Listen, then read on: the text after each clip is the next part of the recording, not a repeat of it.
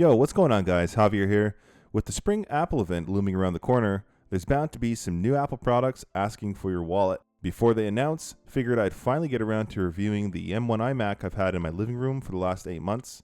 While we can easily get caught up in the hype for new shiny product, here's a friendly reminder: the iMac would likely still do you perfectly well if you're in the market for a PC. I'm a huge fan of Apple products, although they have their flaws, there's so much to love. In this video, I'll be covering the design of the iMac, as well as how I use it creatively, a bit of gaming, and just everyday use. So jumping right in, for my iMac, I ended up choosing the upgraded version. The difference of $400 gets you an extra GPU core, 512 gigs of storage versus 256, as well as 2 additional USB-C slots. A sneaky difference from Apple as well is the base model only has 1 fan for cooling versus 2.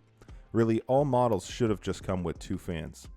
Seeing the difference of $400 though, compared to our actual everyday use, to be honest, I probably should have just gotten the base model. I haven't used more than 2 ports at a time since getting this thing, and I haven't come close to using the 512 gigs. Really, it does depend who you are, but it'd likely be cheaper just to get an extra SSD on the side if you need the additional storage. Hindsight is 20/20. Coming down to the design, this is where the PC really shines. The design is minimal and elegant, as if it was meant to be a part of your home versus a standout computer. It seems almost all new tech, like smart speakers, game consoles, and PCs, are designed this way. I love the direction things are going. The back of this device comes in many different colors. I got the blue model. The deep color brightens up any space, although depending on your setup, you'll never really see the back. Unless, of course, you're one of those people with an iMac in the kitchen or have a massive room and your desk is in the center. The chin can be a bit large, but honestly, it's unobtrusive to me, and the soft pastel blue is really nice to look at. The keyboard and mouse are color matched to the system in Apple fashion, and the quality here really shines. Regarding the white bezels, some folks have complained about it, but really I kinda like it. If the bezels were black, it would clash awfully and wouldn't really go well with their lineup of colors. That being said, I expect their 27-inch or Pro version of the iMac to have black bezels, and I imagine they'd be coming in space gray or silver. Either way, you could always pick up a third-party skin for your iMac, but I kind of think that takes away from the design. So when using the camera and microphone, honestly, they're fine. FaceTime, as always, works really well, as does Zoom and Microsoft Teams. One thing I do wish they included here was Center Stage that come with the new iPads. It would be great to have, especially if you're moving around a bit, but it's definitely not a big deal since you are likely sitting down anyways. Their studio microphone is nothing to celebrate, but it does do the trick just fine. Obviously, a dedicated mic will be better here, but the value is not having to buy it separately. The 1080p camera does a great job, and I find myself using this a lot, primarily for FaceTime. The speakers to me are actually really good. This, however, can be really subjective based on your sound preferences. They do sound great, but still, even to my stereo-paired HomePod minis, they don't really sound nearly as full.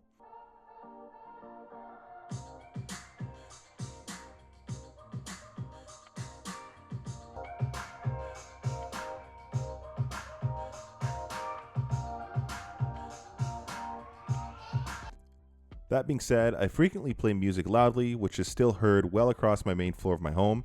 This is just added value. You won't need to pick up any extra speakers. For the display, this is hands down the highlight for me. A 4.5K Retina display is just nuts, and really if I use this for an extended period of time, other displays are hard pressed to compete.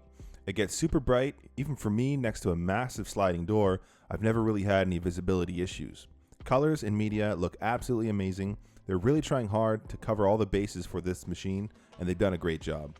Coming down to the peripherals, this system comes with the Magic Mouse and the Magic Keyboard. If you pay a bit extra, you can get Touch ID on the keyboard. Honestly, my iMac made me fall in love with Touch ID enough, I ended up buying one for my home office desk setup. I'm one of those weirdos that actually likes the Magic Mouse too, although I should definitely get a mouse pad. The mouse does drift a little too easily if you're trying to use the swipe gestures. A lot of people do like to complain about the charging situation for the mouse with the port being on the bottom, but honestly, unless you're using the Mac straight for like 22 hours a day, this should be a non-issue. You get 8 to 9 hours of battery life off a 2-minute charge, so just grab a drink and plug it in. The gestures are easy enough to use, but the mouse is rather light, so again, I recommend getting a mouse pad or a desk mat. The keyboard for me is still my favorite of the two. Touch ID is just so useful, one of those things you don't really care about until you've had it. The chiclet style keys are super smooth and have a nice bump to them. I have mechanical keyboards, but for me, this comes out on top. For charging as well, the whole package comes with a color matched woven USB-C to lightning cable, really high quality, and it looks nice. Not that it's specific to Mac, but there's some key features I really love. AirDrop, honestly, I use this every single day. It simply works and I love it. Transferring larger files is amazing. While not the quickest way, it's definitely easy and effective.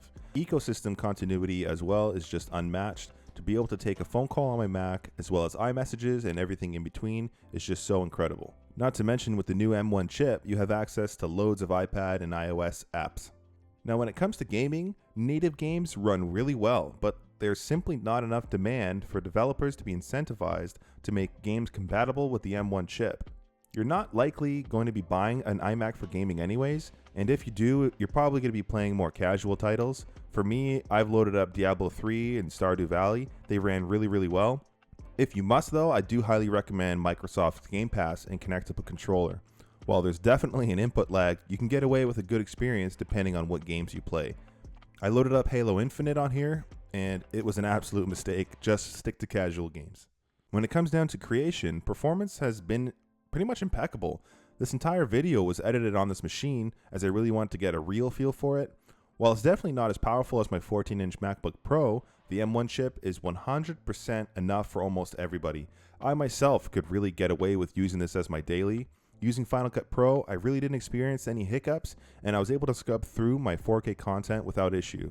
Marketing makes us want the latest and greatest and the newest and the most powerful chips, but really this is definitely enough. So one thing for sure is that this is still a really expensive machine. That isn't to say you don't get huge value. For giggles, I priced out a competitive setup with the M1 Mac Mini, a 4K display, and the same peripherals. The difference was actually within $50. Where the value really comes in is you don't have to buy a separate microphone, camera, or speakers. Unless you were to buy a monitor with each of those included, the gap does widen here. So really the value for an all-in-one package definitely leans towards picking up an iMac. Now, who is this machine for? Honestly, almost everybody. I wouldn't say this is geared towards creative professionals or gamers, but everyone outside of those bubbles would really benefit from this computer. The power of the M1 chip is truly okay for almost everybody. We bought this machine 8 months ago for our living room, and I find myself using it more and more these days. The versatility of the system really makes it easy to recommend as a family machine. FaceTime with the grandparents, throwing on a cartoon for my daughter, and yes, the odd game has been an incredible addition to the living room.